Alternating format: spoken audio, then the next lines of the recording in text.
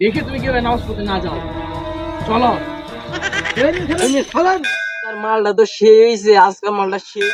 আপনি নামাজে আপনি যাবেন মিয়া, একটা থাপ্পড় জায়গাটা কি একটা অবস্থা এলাকার একটা পোলাপানা নামাজ পড়ার জন্য যায় না। মসজিদে আজান হয়, কত মানুষ নামাজ পড়তে যায়। আমার এলাকার পোলাপানি কিনা একটা নামাজ পড়তে যায় না। আজকে রাস্তায় পায়ে লই, এলাকার পোলাপান গুলো দাওয়াত দিতে হবো যাতে নামাজ পড়তে যায়।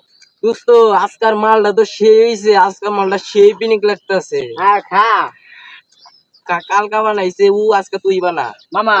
আজকের ডাল তুই একটা বানাইছস, বহুত পিনিক হইছে। হ্যাঁ মামা, আজকে হবে তুই বানা। আজকে কালা মালটা মামা সেই কালকের মালটা মনে করে যে ভিজা ছিল ভালো লাগে না।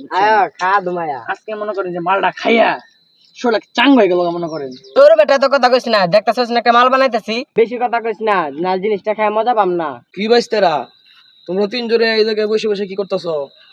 আড্ডা দিতেছো নাকি?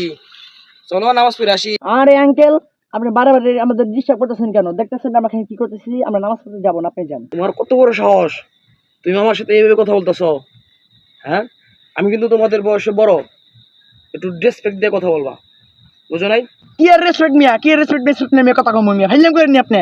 দেখতেছেন তো আপনি এই জায়গাটা একটা জিনিস খাচ্ছি, আপনার শরীর কথা চলেন নামাজে যাবো, ভাইলাম করে নি মিয়া আপনি।